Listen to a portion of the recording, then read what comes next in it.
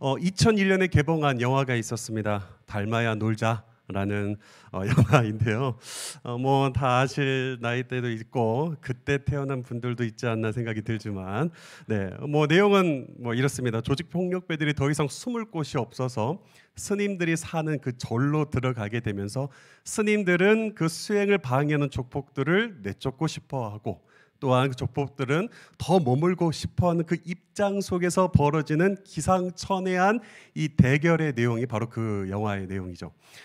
저는 아직도 기억이 날 정도로 영화 중 한 장면이 가장 인상 깊게 남아서 아직도 기억이 나는 게 있는데, 이때 이제 팽배하게 좀 대립이 있는 이들을 향해서 그 절의 주지 스님이었던 분이 한 가지 숙제를 딱 주죠. 어떤 숙제였습니까?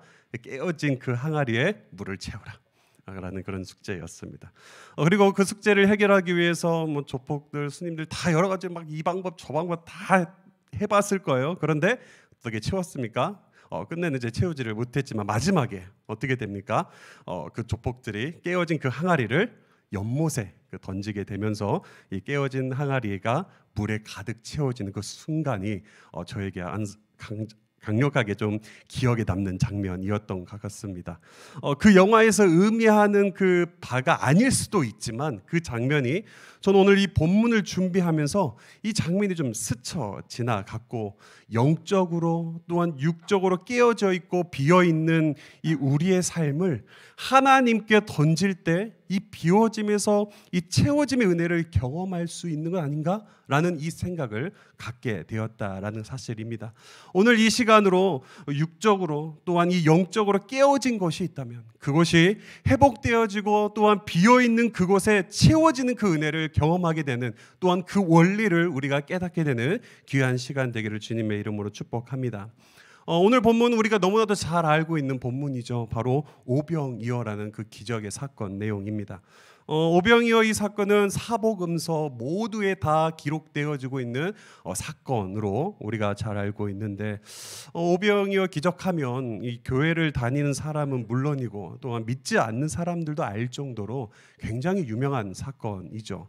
그랬을까요? 오병이어 이 스토리에 대해서 모르는 사람들이 없기 때문에 이번 설교를 좀 준비하는 데 있어서 좀 많은 부담감도 있고 어려움이 있었던 것 같습니다. 뻔한 것처럼 들릴 수도 있기 때문에 그랬던 것 같아요. 그래서 오늘 이 설교를 준비하면서 두 가지 행동을 조금 취했습니다. 하나는 오병이어 이 기적을 경험한 그 당시 사람들에게 오병이어 기적이 어떻게 다가왔을까라는 질문을 한번 던져보았고요.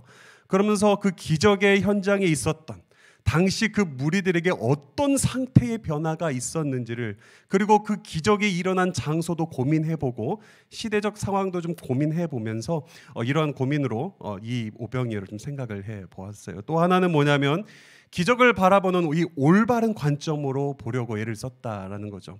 성경에는 많은 기적에 관련된 내용들이 기록되어 있지 않습니까? 그러므로 이 성경이 나타나 있는 기적을 이해할 때 유념하면서 봐야 될 관점이 있는데, 그게 바로 기적은 상징과 의미를 담고 있는 표적을 바라보게 한다라는 거예요. 쉽게 설명하면 기적은 그냥 놀라움으로 끝나면 안 되고 기적을 일으킨 분, 즉 예수님이 어떠한 분으로 소개하고 있는가, 거기에 집중해야 한다라는 것입니다. 무튼 저는 이 과정을 거친 결과 제게 얻게 된 한 문장이 있었는데요. 그게 바로 오병이어는 비워짐에서 채워짐이다. 비워짐에서 채워짐이다라는 이 문장이었습니다. 그래서 오늘 설교의 제목 또한 이 비워짐에서 채워짐이라는 제목으로 제가 선정하게 되었죠. 그렇다면 왜 이 오병이어 사건이 비워짐에서 채워짐인가? 저는 오늘 본문을 잘 보면 비어있는 장소가 채워지고 비어있는 그 무리들이 나오는데 그 무리들의 상태가 채워주는 것을 볼 수가 있습니다. 저는 거기서 이 문장을 발견했다라는 거죠. 첫 번째는 오병이어 사건이 일어난 이 장소를 통해서 우리가 살펴볼 수가 있는데요. 오늘 본문을 보면 오병이어의 이 장소를 이렇게 소개를 해요. 6장 35절 말씀입니다. 때가 저물어 가매 제자들이 예수께 나와 여짜오되 이곳은 빈들이요 날도 저물어 가니. 여기서 이 빈들이라고 말하는 이 원어를 보니까요, 에레모스라는 이 원어를 사용하더라고요. 이 에레모스는 뭐냐? 바로 광야라는 의미를 가지고 있습니다. 여러분, 광야는 어떤 곳입니까? 성경은 광야를 어떻게 설명을 하죠? 성경은 이 광야를 황무지, 불모지를 여기며 악조건을 상징할 때 광야라는 그런 의미를 많이 씁니다. 그런데 놀라운 것은 이 오병이어의 기적이 일어난 이 장소가 광야에서 푸른 잔디로 불리게 된다라는 것을 보게 되었습니다. 35절에 기록된 이 빈들이요, 39절이 이렇게 불리더라고요. 39절입니다. 제자들에게 명하사 그 모든 사람으로 때려지어 푸른 잔디 위에 앉게 하시니. 분명 이 무리들은요, 빈들이라고 불리는, 광야로 불리는 이 장소에 있었습니다. 그런데 성경 기자는 갑자기 그 장소를 푸른 잔디로 부르고 있다라는 거예요. 도대체 이게 어떻게 가능한 걸까요? 이 변화는 갑자기 뿅 하면서 변한 게 아니라 바로 제가 찾아낸 이 문장처럼 비워짐의 이 장소에서, 광야라는 비어있는 또한 불모지와 같은 그 장소가 채워짐의 상징, 푸른 잔디로 변하게 되는 이 채워짐의 상징을 보여주고 있다라는 거죠. 이처럼 이 장소적 개념에서 저는 오병이어는 비워짐에서 채워짐이다라는 것을 깨닫게 되었습니다. 두 번째는 무엇이냐면 이스라엘 백성들의 상태가 변해요. 오병이어 이 사건은 예수님을 따르는 이 무리들에 의해서 일어난 사건입니다. 예수님은 사역을 마치고 돌아오는 이 제자들과 쉼을 취하기 위해서 원래는 이동을 할 목적이었어요. 그런데 어떻게 알았는지 많은 무리들이 어떻게 합니까? 예수님과 그 제자들 앞에 나와서 나와 왔다라고 기록을 하고 있죠.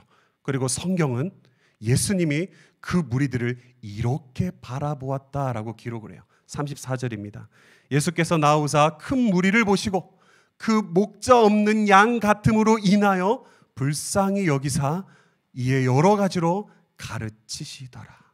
여러분, 이 그 무리들이 예수님에게 무엇과 같이 보였다라고 성경이 기록합니까? 목자 없는 양같이 보였다라고 기록을 해요. 이 양에게 목자가 없는 것은요, 주인이 없는 그런 상태를 의미합니다. 실제로 그 당시 이스라엘 백성들은 이스라엘의 현 지도자들에게 버림도 받았던 상태였고요. 또한 그 당시 로마의 이 치하 아래에 있었기 때문에 그 당시 그 다스렸던 이 분봉 왕에 있었던 이 헤롯에게도 배신을 당하고, 헤롯은 자신의 배를 급급하게 채우는 그런 상황에서 이스라엘을 다스리기도 했죠. 그런데 오늘 이 예수님께서 주인 없는 상태, 즉 비어있는 그 무리들을요 불쌍히 여기시며 그들을 가르치시고 먹이시는 참 목자로 그의 내면을 채워주고 있다는 것을 우리는 살펴볼 수가 있죠. 그렇습니다. 오병이어는 단지 놀라운 이 기적으로 끝나지 않습니다. 오병이어는 예수님이 광야에서 푸른 초원으로 인도하실 수 있는 참 목자라는 사실을 보여주며 우리의 비워진 삶을 채우시는 유일한 공급자 되심을 보여주고 있는 거예요. 저는 오늘 이런 맥락 가운데에서 오병이어는 비워짐에서 채워짐이다라는 이 문장으로 오늘 여러분들과 말씀을 나누기를 원해요. 그렇다면 우리 삶에 이 비워짐에서 채워짐이라는 이 참 목자의 인도하심을 경험하기 위해서 무엇이 필요할까? 저는 오늘 이 본문을 통해서 세 가지로 그 사실을 설명하고 싶은데요. 첫 번째입니다. 첫 번째는 우리를 향한 하나님의 이 긍휼하심을 구해야 한다라는 사실이죠. 34절 말씀입니다. 예수께서 나오사 큰 무리를 보시고 그 목자 없는 양 같음으로 인하여 불쌍히 여기사 이에 여러 가지로 가르치시더라. 여기서 목자 없는 양이란 한마디로 절망적인 상태를 의미해요.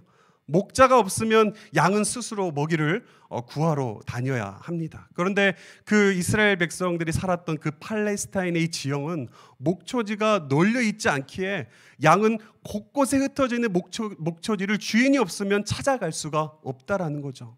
그렇기 때문에 이 목자 없는 양은 한마디로 가장 불쌍한 상태라는 것을 의미합니다. 당시 이스라엘 백성들의 모습 또한 이 목자 없는 양과 같았다라는 거야. 그런데 여기서 좀 주목해 봐야 될 것이 있는데 바로 불쌍히 여기사라는 이 부분입니다. 이 불쌍히 여기사라는 이 말은요, 다른 말로 표현을 하면 한 단어로 이렇게 말을 할 수가 있어요. 긍휼입니다. 영어로는 compassion이라고 부르더라고요.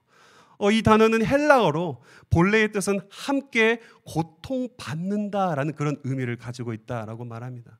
그리고 이 표현은 이 목자 없는 양을 상징하는 이 무리를 바라보셨던 이 예수님의 그 마음을 보여주죠. 즉 예수님은 가벼운 이 동정심 그 이상의 마음인 이 긍휼의 마음으로 그 무리들을 바라보셨다라고 말하는 거예요. 또한 성경은 이 긍휼에 대해서 어떻게 말합니까? 인간을 구원하기 위해 예수 그리스도께서 이 땅에 오신 이 사건을 통해서 이 긍휼을 극명하게 보여준다라고도 설명하죠. 그리고 세상이 아직 심판받지 않고 돌아가는 것이 하나님의 긍휼하심 때문이다라고 말을 합니다. 그러므로 이 하나님의 이 긍휼이 없다면 오늘 우리는 존재하기란 불가능하다라는 사실이죠. 그래서 히브리서 4장 15절은 예수님이 사람을 어떻게 대하시는지를 이렇게 기록을 합니다.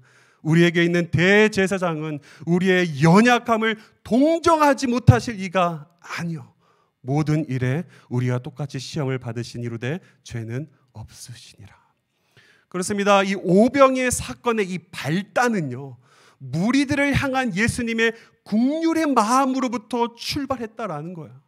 무리를 불쌍히 여기는 이 예수님의 마음은 동정심을 넘어 무리들의 이 연약함과 그 아픔에 공감하시면서 그들의 목자가 되어주시고 그들의 영적 육적을 풍성히 채워주셨다라는 것입니다. 그러므로 오늘 우리가 구해야 할 것 그 첫 번째는 바로 하나님의 긍휼이라는 거예요.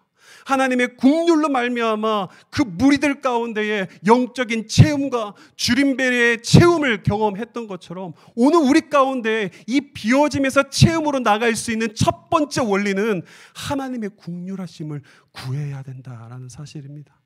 그리고 우리가 그 긍휼을 구하고 그리고 우리가 그 긍휼을 찾을 때 비로소 우리 비어있는 우리의 마음과 또한 그 삶 안에 참 목자인 예수님이 채워주시는 그 은혜를 우리가 경험하게 될 줄 믿습니다. 이게 첫 번째입니다.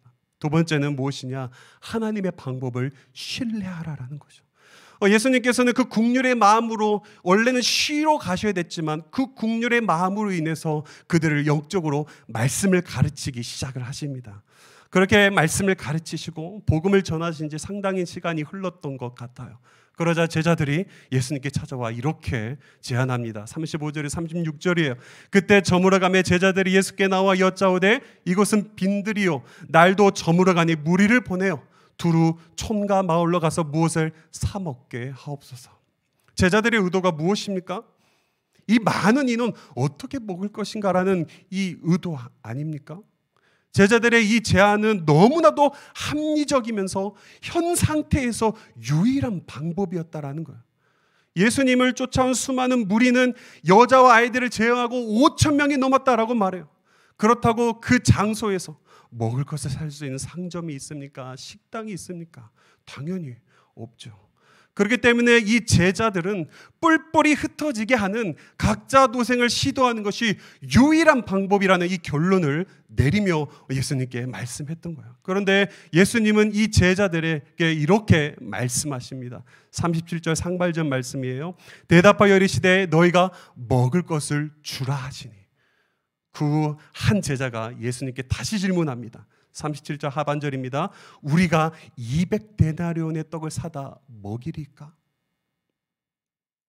이 많은 사람들이 먹으려면 최소한 200데나리온이 필요하다는 이 계산이 제자들에게 나온 거예요. 정확히 이 제자가 누구인지는 성경은 밝히고 있지는 않지만 적어도 이 사람은 티가 확실한 것 같아요. 안 그렇습니까? 조커로 던졌는데 감사합니다. 아무튼 여러분 이 제자들은요 그런 큰 돈도 없을 뿐더러 설령 이 재정을 충당해서요 음식을 마련한다고 해도 겨우 허기만 이 면할 정도인 한숨만 나오는 그런 상황이었어요. 자신의 머리로 생각해 보니까 도저히 안 되는 그런 상황에 직면하게 된 거죠. 그러나 예수님은 제자들과 전혀 다른 방법을 가지고 계셨다는 사실을 보여주죠. 그것은 다름 아닌 하나님이 일하신다라는 사실이었어요. 하나님이 일하신다. 오늘 이 본문에서 예수님이 특별하게 하신 것은 없어요. 제자들에게 먹을 것이 얼마나 있냐라고 물으신 이후에 제자들이 들고 온 보리떡 5개와 물고기 2마리를 들고 축사한 것 외에는 없습니다. 그런데 이후에 어떤 일이 일어났다라고 성경이 기록해요. 42절에서 43절 우리 한번 같이 읽어볼까요? 시작. 다 배불리 먹고 남은 떡 조각과 물고기를 12바구니에 차게 되었으며. 아멘. 예수님의 이 축사 아래에서 떡 5개와 물고기 2마리는 전혀 줄어들지 않고 계속해서 사람들에게 공급되었다라고 말하고 있어요. 이 제자들의 생각에는 5,000명을 먹이기 위해서는 200데나리온이 드는 줄 알았는데 예수님께 나누어 주신 떡 5개와 이 물고기의 2마리는 수많은 무리가 배불리 먹고도 남은 것을 보여주고 있는 것이죠. 그리고 그 남은 조각은 자그마치 12바구니나 되었다라고 성경은 기록하고 있습니다. 그렇습니다. 오늘 성경은 이 무리 가운데에 오병이어의 기적이 어떻게 일어났는지를 보여주죠. 성경은요 절대로 계산적이고 인간의 방법 안에서 일어났다고 말하고 있지 않습니다. 성경은 오병이어의 기적이 예수님의 축사, 즉 하나님의 방법 안에서 일어났음을 우리에게 기록하고 있고 우리에게 알려주고 있다라는 사실이에요. 그러므로 우리는 이 제자들의 이 모습이 우리의 모습이 아닌지를 돌아보아야 되고 점검해 봐야 합니다. 혹시 제자들과 같이 자신의 이 머리를 굴려보면서 이 하나님의 방법을 마다하고 있지는 않으신가요? 온갖 지혜와 인맥을 총동원했음에도 불구하고 여전히 불안하고 이 두려운 사람의 방법을 따르며 살고 있지는 않은지를 돌아보아야 합니다. 오늘 본문이 증거하고 있듯이 하나님의 방법을 온전히 신뢰하고 나아갈 때는 하나님께서 오늘 비워짐에서 채워짐의 역사를 허락해 준다는 사실을 우리가 마음 깊이 새길 수 있는 믿음의 시간 되기를 주님의 이름으로 축복합니다. 마지막 3번째입니다. 우리는 어떻게 이 비워짐에서 이 채워짐의 은혜를 누릴 수 있는가? 바로 비워진 이 상태를 채워줌으로 바꿀 수 있는 분은 오직 하나님뿐임을 믿어야 한다는 사실이에요. 그런데 그 점에 걸리는 게 있죠. 뭐냐? 그 기적을 과연 믿느냐? 많은 사람들이 오병이어의 이 기적뿐만이 아니라 성경에 기록된 많은 그 기적들을 믿지 않는 것을 볼 수가 있습니다. 때로는 누구는 신화로 생각하기도 하고요. 성경의 모든 기적은 거짓이라고 주장하는 사람들도 있는가 하는 반면에 어떤 사람들은 기적들을 이성과 과학의 범주 안에서 합리화하는 사람들도 있다라는 거예요. 이번 오병이어를 준비하면서 이성과 이 과학의 범주 안에서 합리적으로 오병이어를 받아들이는 입장을 좀 읽게 되었는데 2가지를 가지고 왔어요. 하나는 그들이 어떻게 오병이어를 이해했냐? 예수가 광야 가운데에 숨겨져 있는 비밀 저장고를 가지고 있다. 그래서 그 수많은 떡과 말린 고기가 그곳에서 나왔고 사람들이 그렇게 속임을 당할 수밖에 없었다라는 이런 주장도 펼치더라고요. 또 한 사람은 이렇게 말합니다. 또 다른 입장은 부유하고 경건한 부인들이 있는데 그 부인들은 정해진 이 날에 백성들에게 복음을 전파하려는지를 예수님께 묻고 그곳에 가서 여러 물건들을 여러 음식들을 가져다가 주었기 때문에 가능했던 일이다라는 주장을 하는 사람들도 있더라고요. 혹시 오늘 이 자리 가운데에 이와 같은 입장 속에서 오늘 이 오병이어의 사건을 바라보고 계시는 분이 있다면 간절히 바라기를 이 오병이어가 믿어지게 되는 그 믿음이 오늘 이 시간 가운데 일어나기를 주님의 이름으로 축복합니다.